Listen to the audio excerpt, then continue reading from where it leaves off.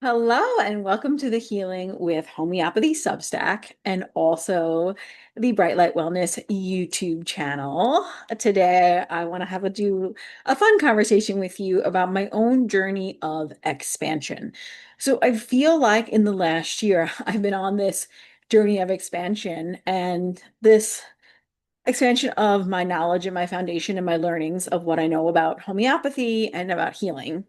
And the journey just continues to expand and expand. And I want to share that with you about some of my insights that I've had during this time. And I feel like what I've been doing is I've been moving beyond the box, right? And expanding my homeopathic practice into more of a modern homeopathic practice.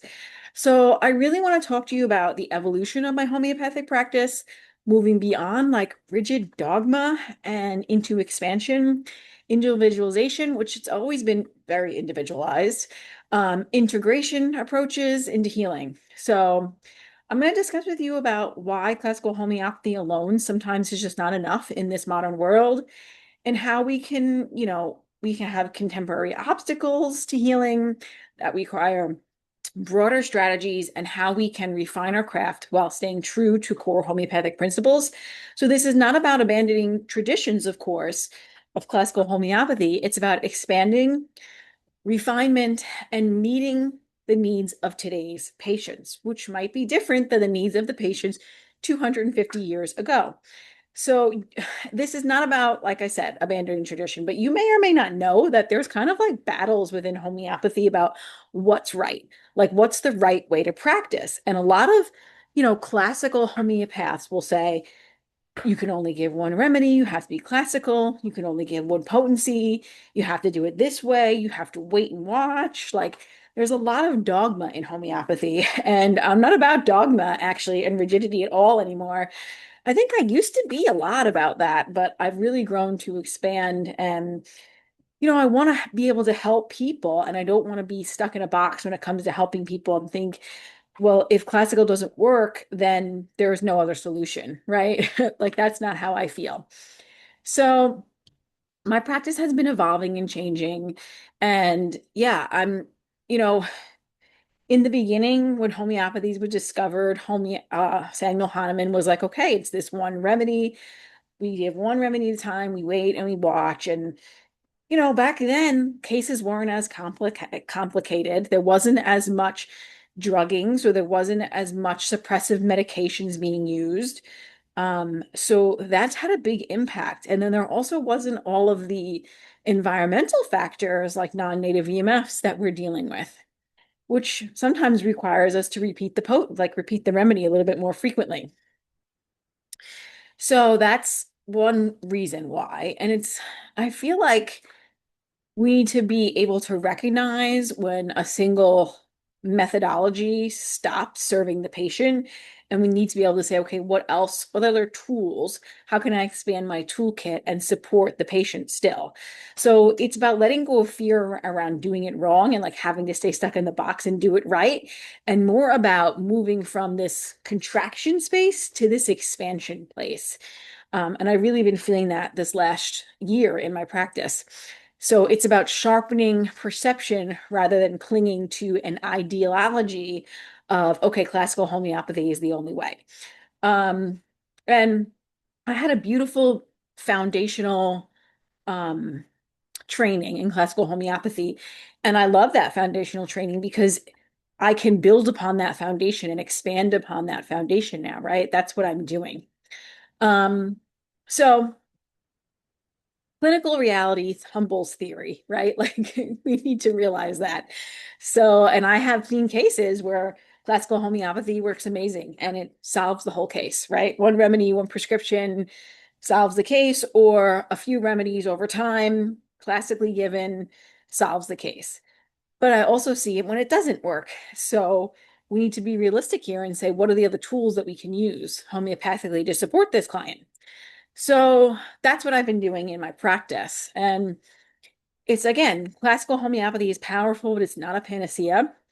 Okay. There's immense value in classical prescribing, but when a single constitutional remedy is not enough, we need to think about what else can we do. And we're dealing with a lot of toxicity in today's world, lots of trauma, ancestral toxicity, ancestral suppression, and a lot of environmental burdens. And like I said, 250 years ago, there was a lot of factors that there are a lot of factors now that weren't around 250 years ago that are playing a role. So today's patients are not exactly the same as they were in Hanuman's time. So we respect the foundation, but we don't need to like force reality to fit this model. So modern blocks to healing, is those continued uses of pharmaceuticals. Like if we continue to use pharmaceuticals, even when,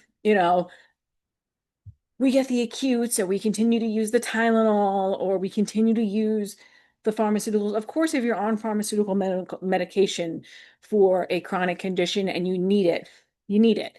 And hopefully something like homeopathy can help get you off of that, right? But if the client is relying on it and is still staying in that system and is not ready to evolve beyond that, it can be a block to healing, right? And in some cases, we have to rely on medication. I understand that. But if the patient or the client is not ready to move beyond that, it can be a block.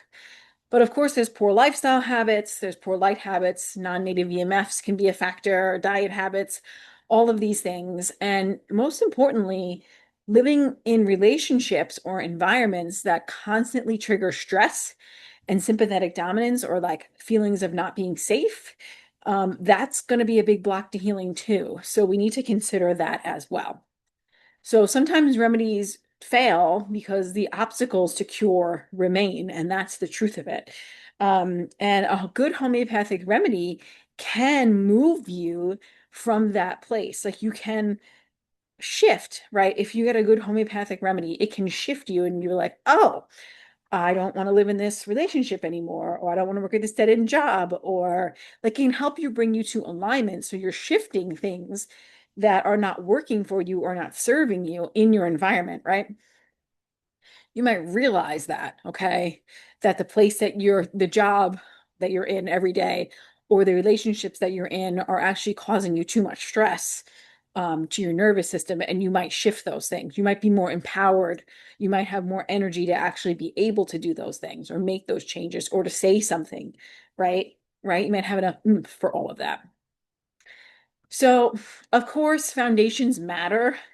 I'm always preaching them here on this channel. So we need to have, the foundation set for to really be healthy, right? We can't use homeopathy as a panacea. I say it all the time.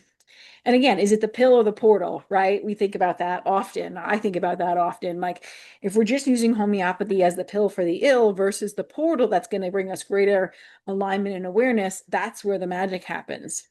So foundations matter.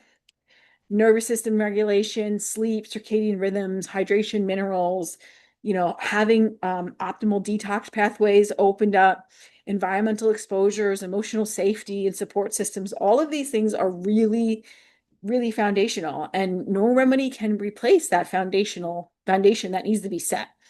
Okay. So we don't have to like do it the right way. There's, like I said, there's a lot of debate in homeopathy, the classical versus the modern approaches. And, there's a lot of danger in having these rigid, dogmatic, ideological beliefs. So I have kind of greatly divorced myself from that. And I'm always just keeping my clients in mind and what's best for them. That's basically all it is. Um, and patient outcomes are more important, or client outcomes are more important than practitioner identity. Like I'm a classical homeopath and that's all I do, right? And every methodology has its place, and individualization applies to practitioners too. Like we need to be able to individualize treatment for ourselves and for our clients. So basically, dogma fractures profession and collaboration strengthens it. And that's why I continue to take education, because I like to be in community with other homeopaths so I can learn from them. Because there's so many ways to practice this medicine, and we can all learn and grow from each other. And some people are going to respond really great to homeopathy, and some people are going to respond really great to flower essences or tissue salts. And some people need all of them. And some people need homeopathic detox, right? We're going to talk about all these things. So, anyway, I've been expanding with methodologies in modern practice. A lot of the things that I've been doing are homochords. So a homochord is when you give more than one potency of the same remedy at a time.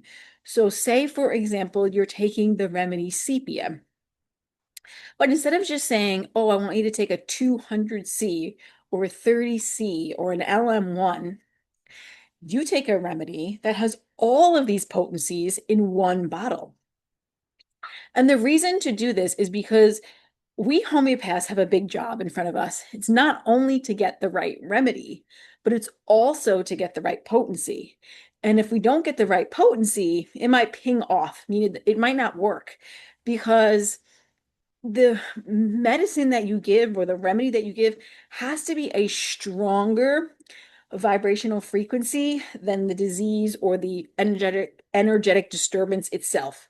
So if it's not strong enough, it might ping off and not work. So by using a homochord, you negate that kind of waiting and watching to see if the potency is correct. Now you have all of these potencies together, and the body chooses what it needs or what's best for the body.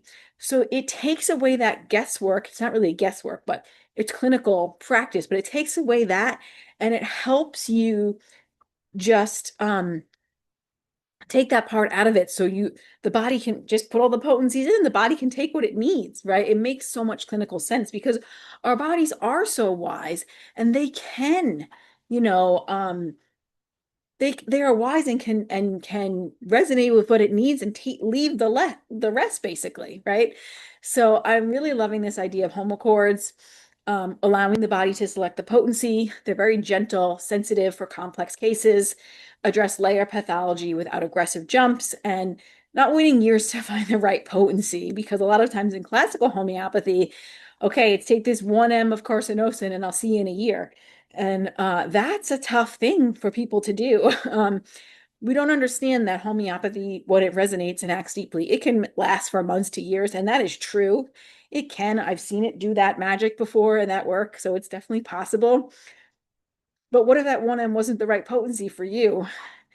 And then you've just wasted a lot of time. So we don't want to do that.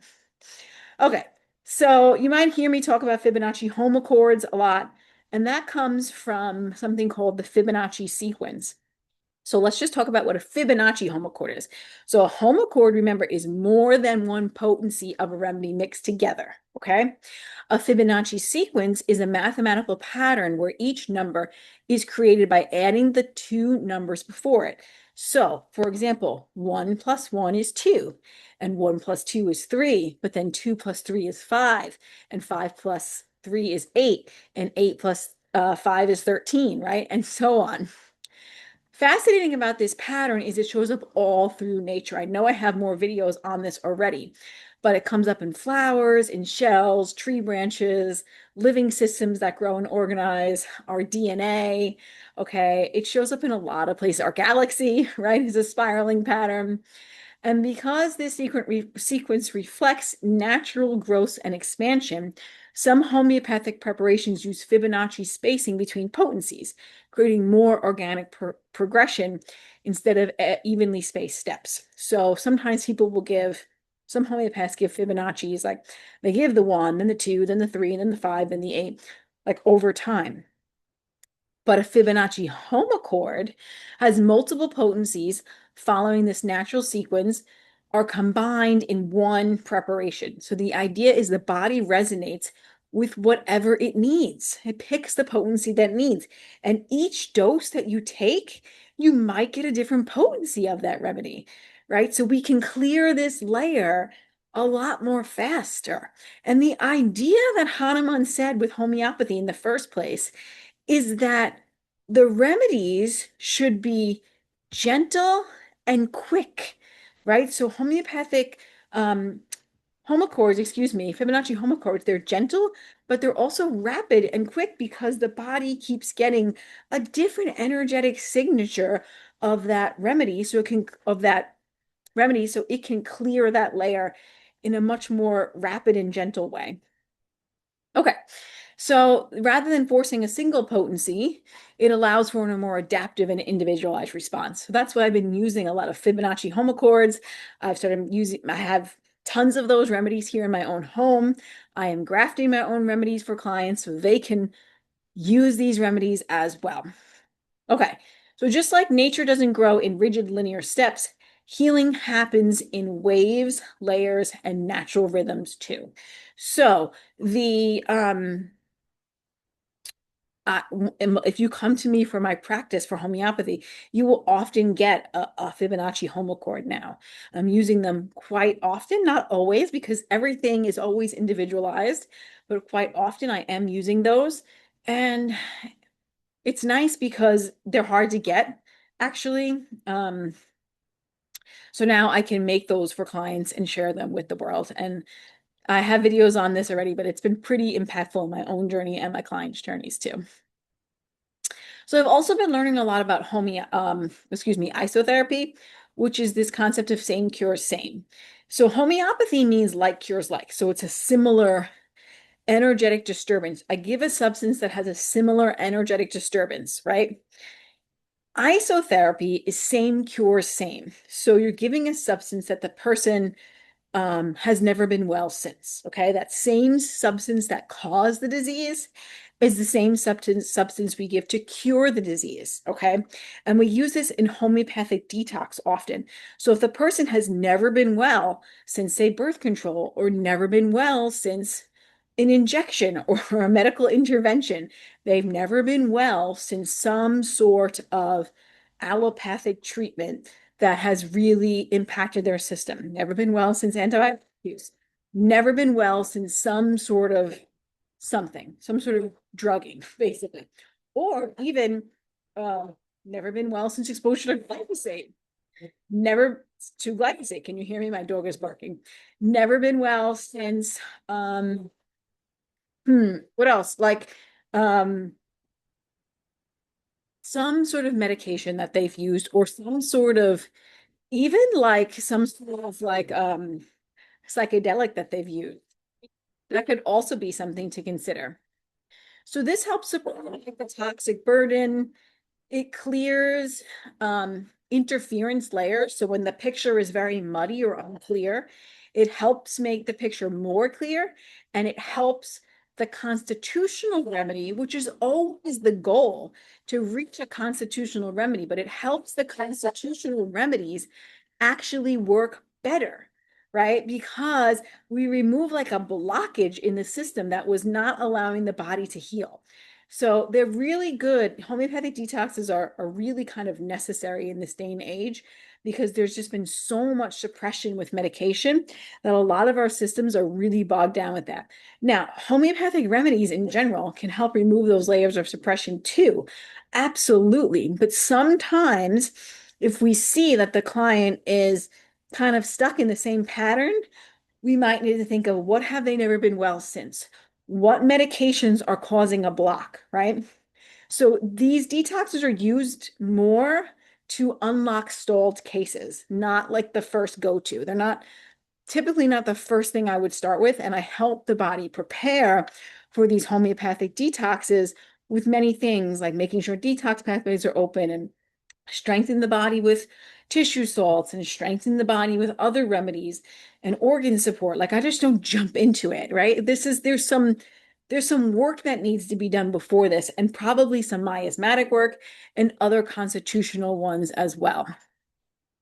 So yeah, I also am utilizing what's called dual prescribing. So meaning I use a constitutional remedy and a miasmatic remedy. And this, sometimes, well, there's two ways we do it: a constitutional and a miasmatic remedy. So at the same time, I'll talk about that in a minute. And also acute and chronic remedies. So sometimes as the person's healing, acute things come up and we need to give acute remedies. So they're taking their constitutional remedies, acute things arise, we need to support them with acute remedies as well. That's also dual prescription, right? We're following the vital force. We're following the map of the body and what it tells us through what's going on in the body's terrain and system. With constitutional plus a miasm support, I do this very often. So we need to just step back and say, what is a miasm? So a miasm is inherited patterns, it's genetic predispositions, basically. And most people have multi-layer miasmatic presentations, meaning they have mixed miasms expression today. And they're just kind of a map that kind of guides me of what is the most predominant miasm in the person. Okay. And I've seen this where we give this, well-selected remedy, right? Indicated remedy, things improve, but then plateau. Of course, new layers emerge, but we can see through the family pattern that there's this miasmatic, like energetic imprint that's kind of really got a chokehold on the person, and we need to support that layer. So, yeah. So single remedy prescribing doesn't always resolve these complex chronic layers, right? So symptoms morph instead of resolve, emotional themes repeat across generations. That's the miasm. Cases stall despite good prescribing, practitioners begin to question their skill when actually it's a structural pattern issue. So it's not the failure of homeopathy, it's not the failure of the practitioner, it's a signal to widen the lens, right? So again, miasms are these inherited, acquired adaptive patterns that we get, right? We all have these things, and most of us have many miasms that are kind of burdening our body, okay? They're energetic and physiological tendencies like that. When we get stressed or triggered, this is the pattern that the body follows. Okay, it's our stress response, our trauma response, and our environment, okay, triggers that miasm to become active. So they're drivers of symptom expression, disease progression, emotional patterns, remedy responses, okay? They're maps, not labels. They help guide us. So there are 5 main miasms. Hahnemann discovered the first 3.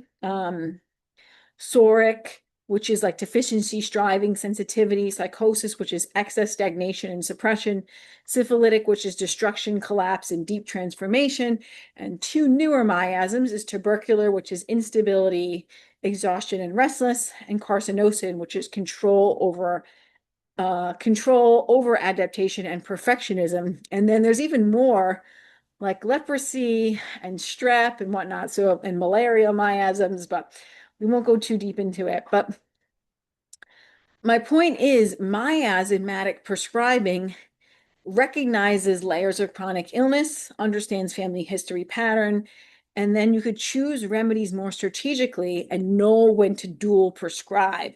So sometimes the person might need arsenicum album, but also need carcinosin or syphilinum with it, because they also need the miasm remedy. This happens to really uproot the case. Like the one remedy is not enough to really push that miasm out, up and out, or to shift that miasm into more of an energetically harmonious, balanced state.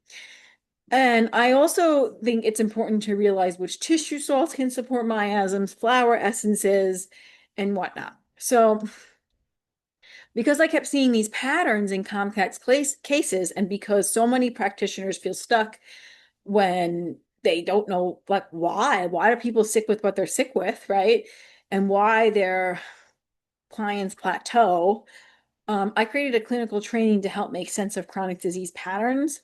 And that's called my course, which is called the Miasmatic Blueprint. So it's understanding the story of disease, the miasmatic blueprint. So it helps you understand why people develop chronic disease, basically. And it identifies dominant patterns, layered miasms, interpreting family history through miasmatic patterns, redefining remedy strategies, and understanding case evolution, integrating tissue salts and flower essences and remedies, of course, clinically, right? So that's a 6-hour in-depth practitioner level teaching. I would suggest it if you want to be a homeopath, if you're thinking about being a homeopath, if you really want to understand the story of disease and why people get sick with what they get sick with, that will teach you that. Also, if you're just a practitioner and you want to understand why people are struggling and stuck in these chronic patterns, this course will teach you that. Anyway, it's pre-recorded lifetime access, so totally check it out if you're interested. I'll have the link below. It covers remedies, tissue salts, and flower essences, and obviously the miasms and how to recognize them. Okay. So check that one out if you're interested. Okay. So other complementary tools that deepen healing, I've talked a lot about how classical homeopathy is okay. We're just going to use this one remedy and that's going to work and clear the whole case. And I haven't found that to be always true. Some cases it is, but in some cases we need a lot more support. So things like flower essences, which I've talked about many times, which help emotional patterning, trauma integration, and energetic support between remedies. They're good support on a daily, regular basis. They cause no aggravation. They're just great support for people. Tissue salts for mineral assimilation and cellular functioning and gentle daily support. Also a great adjunct with homeopathy. More tools in the toolkit that can support my clients. That's what I've been learning. I've been on this growth and expansion, learning all these things. Sometimes I use herbal medicines or mushroom tinctures, right? Sometimes I use organ support remedies, which are called sarcodes. Um, I help the detoxification pathways be open, right? I work on the nervous system with my clients. This is a whole holistic, vitalistic approach, right? And of course, I'm always preaching about movement and sunlight, breath work, and reducing toxic load and reconnecting to nature and having proper circadian rhythms and light and darkness in your day, right? So it's not about staying stuck in the box. It's working outside of the box and realizing that healing is multidimensional, and expanding perception without abandoning discernment, right? But you have to know what to do. That's the clinical part of my job, is knowing which one is right, right? And staying rooted while evolving. And the one main reason why I really got into this is because, one thing I was taught is like some cases are just not curable. And I was like, I don't resonate with that. Like so much, I don't resonate with that. Like no one is incurable. To me, that's a failure of just using one method and not the failure of the patient. If the client is not making progress, it's up to me to learn and grow and more and use that as a learning tool, as an expansion tool. How do I better support my clients? Because they're not incurable. I think every person is curable and every person has the body's a self-healing machine and is infinite potential. So when we see this complexity, it just requires more creativity, meeting patients where they are, and also staying open-minded to other ways and other things like flower essences and tissue salts and homeopathic detoxes and homochords and all of these things, LM potencies, Q potencies. We just need more tools in our toolkit, right? Okay, last thing I want to chat with you about is astrology, something else I've been incorporating and using natal charts to expand my individualized prescribing. Um, like I said, I'm always evolving, sharpening my craft and learning new lenses that help me see individuals more clearly. And recently, I've expanded my knowledge into understanding astrology, natal chart interpretation as an additional tool for understanding patterns in chronic disease, their personality structure, their emotional themes, their constitutional tendencies. Again, that's not about replacing homeopathy. It's about deepening perception, and it's another map to the person's terrain. So astrology is a pattern language, not a prescription tool. Okay, so it does not choose the remedy for me. It does not override my clinical observation, and it does not replace case taking, but it can help me reveal energetic tendencies, highlight constitutional themes, reflect stress responses, coping patterns, and help me with inherited and miasmatic patterns. I have a Pluto conjunct my sun. That is extremely syphilitic miasm territory, right? Like it's so that. Do I have an active syphilitic miasm now? No, but I certainly did in 2021. Okay. So that's the dark night of the soul, right? Is the syphilitic miasm. So you can see that, like it's written in the stars that I was going to have these deep transformational moments in my life. Offer insights into emotional sensitivity. I see a lot of water in a sign. I know that the person is super sensitive. I gotta go low and slow. Mutable. I gotta go low and slow. I gotta be careful there. That client's gonna be more sensitive, right? I see a lot of fire. Well, this client needs a lot of, we gotta give them some higher potencies here, right? They're gonna burn through the energy very quickly. It all is helping me understand you better, and that's my job, right? So it becomes more of a way to understand how someone experiences life, which is central to homeopathy, how the energy moves and is distributed. So, natal charts help me with nervous system patterns, control versus surrender dynamics, burnout tendencies, very much so. If you're a fire sign, if you're a cardinal sign, they're going to burn through energy really quickly. Um, Trauma imprints and themes, constitutional strengths and vulnerability, clinical health patterns, and emotional processing styles.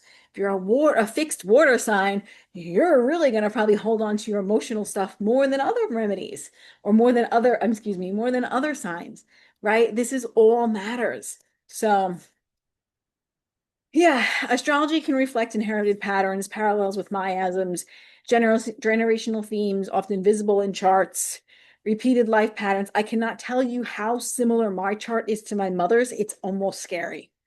I'm like, wow. How funny is this? I'll tell you a quick little thing I learned about myself and my husband and my mother. We're all Sun in Scorpio and we're all Mercury in Scorpio. Is that wild? It's wild to me. Like that means a lot of things. So anyway, you can see the themes. And repeated life patterns mirror chronic disease patterns and understand the temperament helps refine my remedy selection. So it's another tool. So when you come to me for homeopathy, now on my intake, it says, can I read your natal chart? Like, can I use astrology to help you? And if you're cool with it, awesome. If you're not cool with it, fine. It's not a necessary thing for me to help you. It's just another tool in my toolkit. Helps me support layered prescribing, dual prescribing, and potency sensitivity awareness, basically. Okay. So astrology is a complementary lens. It's not a diagnostic tool. It should never replace careful case taking, and clients should not feel labeled or reduced to a chart. Okay. It's not your destiny. And there shouldn't be any, like, if you go to somebody who's doing astrology and they're telling you like all these negative things about your chart, that's really not the way we want to look at it. We want to feel empowered by looking at our astrology charts. Okay. Okay. You should not feel labeled or reduced to a chart. And practitioners, of course, need to stay rooted in observations and experiences. Just because you're a Scorpio doesn't mean I give you nitric acid. Like, maybe you're not that. I'm a Scorpio and I'm not a nitric acid. I don't hold on to grudges and things like this.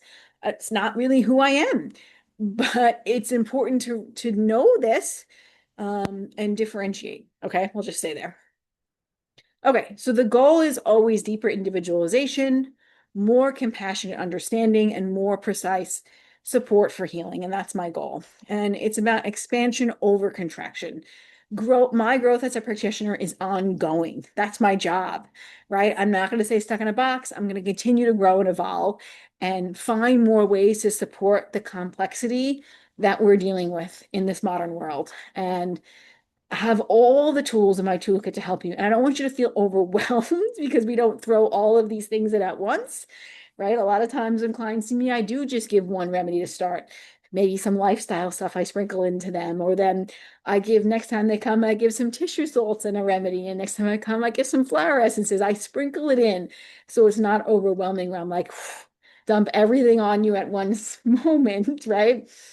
So I think being a practitioner, you need to be flexible and not rigid and open and not closed, right? Not dogmatic, right? We want to be able to support people with all different ways, right? So the goal is not to defend a method, but it's to serve you. That's my goal.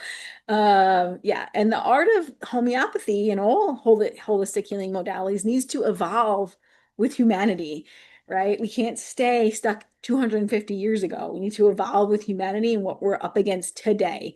And I wish that the fighting between homeopaths would crumble and people could just be open and receptive to, oh, these are all these other ways that we could use homeopathy. So, yeah, and not everybody needs a Fibonacci homochord. Sometimes we just need high potency 1M. Right? It depends on the case. Okay, it's always individualized. This is probably in a long video. Just think about where might you be holding too tightly into one framework and what becomes possible when you expand. That's my question for you today. If you're interested in working with me, I am taking new clients. When you book an initial homeopathic session with me, I do go over astrology. If you want me to, I look at your natal chart. I will, of course, think of homeopathic remedies. I do detox, homeopathic detox if need be, isotherapy if need be, tissue salts, flower essences, all the things we mentioned, plus lifestyle and all the things. If you really want to get all of that and work with me, you can do one-to-one coaching with me. Otherwise, over time, we just slowly, as we work together through time, we just slowly keep building upon the plan. And if you're interested in understanding the story of disease and why people actually get sick with disease, check out the Myasm Blueprint course, The Story of Disease. I'll link it in the show notes below. I hope you enjoyed this video. Please let me know if you have any questions, comments, concerns, how else I can support you. What do you want to know? What topics, what questions did you have after you listened to me this long video? What other questions came up in your thinking? And I'd be more than happy to answer them. Have an amazing rest of your day.